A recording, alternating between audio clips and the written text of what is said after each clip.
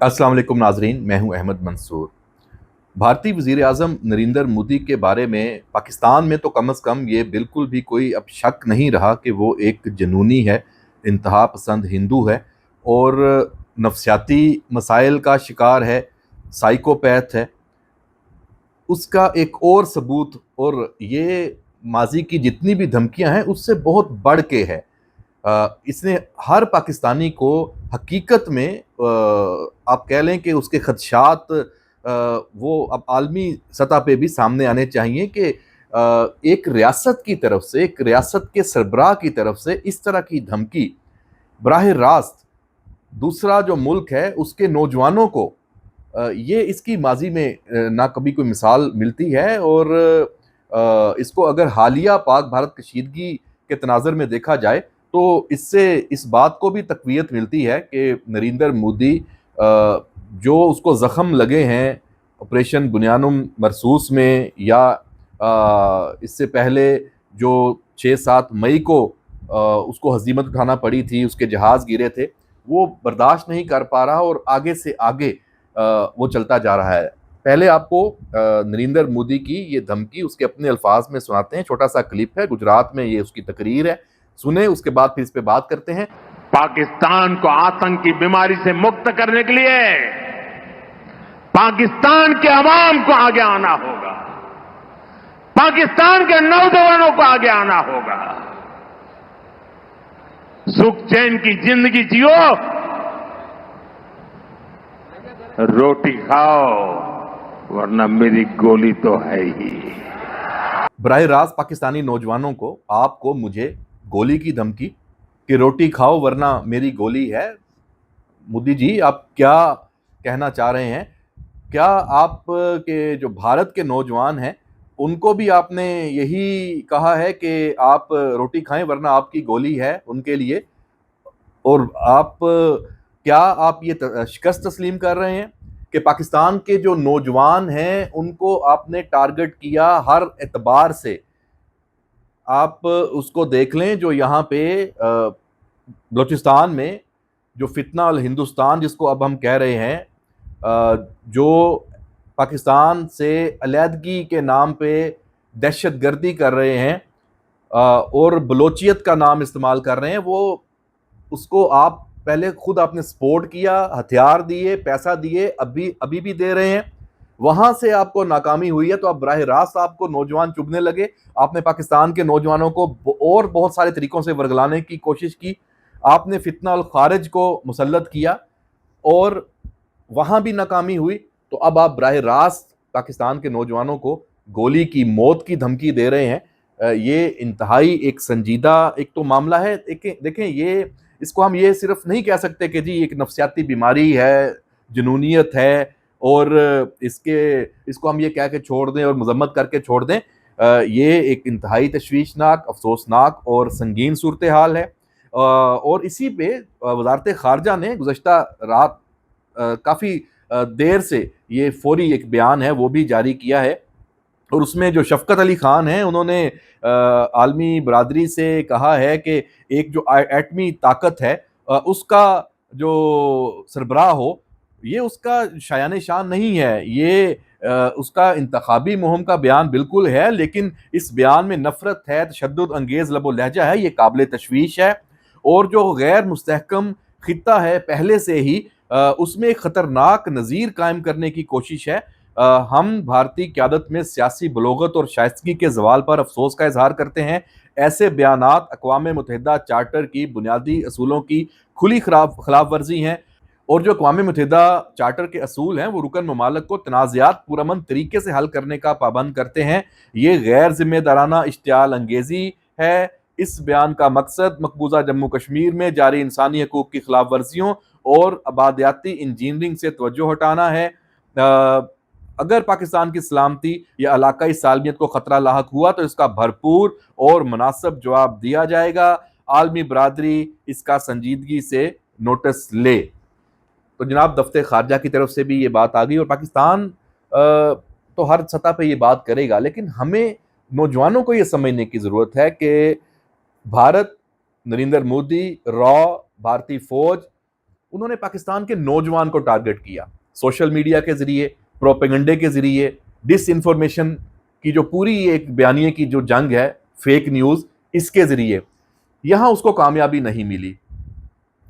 जो मैंने पहले बात की दहशतगर्दी के जरिए, वहां भी उसे कामयाबी उस तरह नहीं मिल रही जैसे उसके मंसूबे हैं, और वो तो अब तक पाकिस्तान के कई खुदा ना खासा टुकड़े देख चुका है ख्वाब में, तो ये उसका ख्वाब तो पूरा नहीं होना। तो अब बराह रास्त के नौजवानों के लिए गोली है, तो भाई आपकी इसी गोली का सामना करते हुए तो हम यहां तक पहुंचे हैं, उसका मुकाबला किया है और आपको जवाब दिया है।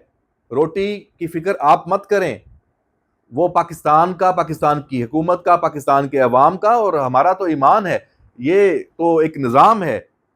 ये फर्द वहाद मोदी तुम कौन होते हो पाकिस्तान के नौजवानों को, पाकिस्तान के अवाम को ये कहने की कि अपनी रोटी की फिक्र करो वरना मेरी गोली है। तुम्हारे सामने अपने जो तुम्हारे मुल्क में तो सूरत हाल ये है कि वहां पे तो आपकी आधी आबादी के को तो वो लैट्रीन तक दस्तयाब नहीं है, सड़कों पे बैठे होते हैं। उनकी जो बुनियादी जरूरियात सहूलियात का तो ख्याल करें। आपका जो कैपिटल है नई दिल्ली, वहां सूरत हाल देखें, वहां एक दिल्ली वो है जो आप दुनिया को दिखाते हैं, बुलंदो बाला अमारात, मेट्रो, जेर जमीन, वहां पे आपका ट्रेन का निजाम और सारा, और दूसरी तरफ जो असल चेहरा है, सड़कों पे, फुटपाथों पे लाखों लोग, करोड़ों लोग वहां पे रात बसर करते हैं। मुंबई में क्या सूरत हाल है, आप ये तो चले बड़े शहरों के नाम है। आपका जो इंडिया दूर दराज का, राजस्थान से लेके और आपका आप कह लें बंगाल, जितने भी आपके चारों तरफ आपके तो मुख्तलिफ तरह के मसाइल हैं वहां पे, उन पे तवज्जो दें आप। और आप अपनी जो एक इलेक्शन और उसकी कैंपेन के लिए ये इस तरह की धमकियां और इस हद पे, इस नीचे, इस पे आप उतर आएंगे, इस नीचपन पे, ये इंतहाई अफसोसनाक है। और एक लिहाज से ये हमारे लिए अच्छा है, मोदी जी लगे रहो, अच्छा है आप ये बातें कर रहे हो, अच्छा है पाकिस्तान के नौजवानों को आप ये एहसास दिला रहे हो कि पाकिस्तान के नौजवान किस कदर खतरा हैं भारत के लिए, मोदी के लिए। क्यों? वो खतरा किसी जंग की वजह से नहीं है, वो अपने टैलेंट की वजह से है। आपकी जो इंडिया बड़ा आईटी का सुपर पावर बनता है, पाकिस्तान के नौजवान ने उसको वहां पे चैलेंज किया है। इस वजह से जो मोदी है वो पाकिस्तान के नौजवान के खिलाफ है। जो दुनिया में आप देख लें, ये जो ओवरसीज का जो एक पूरा चंक है, उसमें पाकिस्तान का जो हिस्सा है, शेयर है, बढ़ता जा रहा है। मोदी भारतीयों के लिए ये एक डरावना ख्वाब बना हुआ है कि पाकिस्तानी नौजवान दुनिया के हर मुल्क में सामने खड़े हैं, मुकाबले पे खड़े हैं, और टैलेंट की वजह से, मेहनत की वजह से, और उनके अंदर जो कुदरती सलाहियत है उसकी वजह से। हाँ, उसमें कमी है, उसको इस्तेमाल करने के हवाले से, पॉलिसीज के हवाले से वो दूर होंगी। उस दूर होने के लिए पाकिस्तानी भी लगे हुए हैं, हुकूमत भी, और अवाम में भी ये शऊर आ रहा है। और अभी जो ये एक जो कदम है, अभी आपने क्यों कहा, इसको आप लिंक करें, ये जो क्रिप्टो जो है,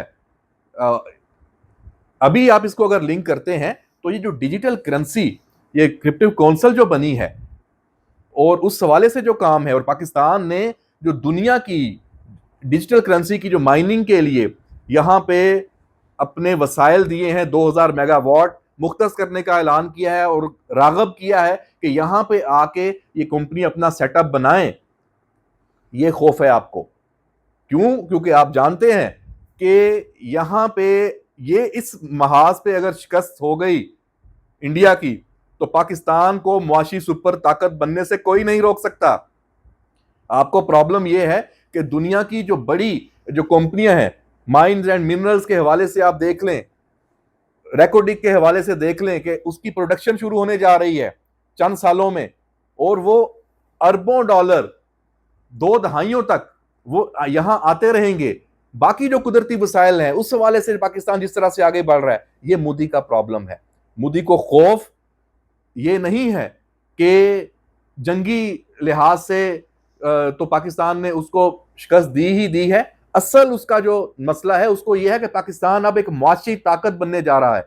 तो जनाब, इस सारी सूरत हाल में अभी जो दौरा है वजीर आजम शहबाज शरीफ का फील्ड मार्शल आसम मुनीर का पूरी पाकिस्तान की लीडरशिप है वो दोस्त ममालिक के पास गई है और दुनिया को बावर करा रही है। दूसरी तरफ जो बिलावल भुट्टो जरदारी की सरबराही में एक वफद बना है वो यूरोप और अमेरिका के लिए, वो भी यही सारा मामला लेके आलमी जो दारुल हुकूमत है वहां पे गया है और इस पे पाकिस्तान के नौजवानों को मोदी के इस धमकी का उसको उसी की जुबान में जवाब देना होगा। यहां पे आप अपना जो इंटरनेट है, आप अपना सोशल मीडिया है, यूट्यूब्स है, टिकटॉक है, एक्स है, वो भर दें अपने मैसेजेस से और दुनिया को साथ टैग करके और मोदी को आप बताएं कि भाई ये है तस्वीर का असल रुख। आप पाकिस्तानियों का जो मोराल है, अज़म है, पाकिस्तानी नौजवान है, उनको आप डिस्टर्ब नहीं कर सकते, उनको आप इस तरह चैलेंज नहीं कर सकते। हम साबित करेंगे अपने अमल से पाकिस्तानी नौजवान कि हम इस दुनिया में, इस खित्ते में अमन के साथ जीना चाहते हैं और बावकार तरीके से जीना चाहते हैं और किसी गोली की जुबान से घबराने वाले नहीं हैं। आज ये वीलॉग यहां तक, ये बिल्कुल मेरा इसमें बनता था। मैंने सोचा कि ये जो बयान है इसके ऊपर तो हमें जरूर बात करनी चाहिए और नरेंद्र मोदी को ये जवाब देना चाहिए। और भी इसमें बहुत सारे पहलू हैं, फोरम ओपन है, आप अपने कमेंट्स में इसको जो क्लिप को भी शेयर करके और इसके साथ अजाफी आप जो आपके जहन में तजावीज आती हैं, बात आती है, मोदी को इसका जवाब आता है, आप दें और ताकि दुनिया भी हिल जाए और मोदी का जो दिमाग है वो भी ठिकाने लग जाए। इजाजत दीजिए, अल्लाह हाफिज।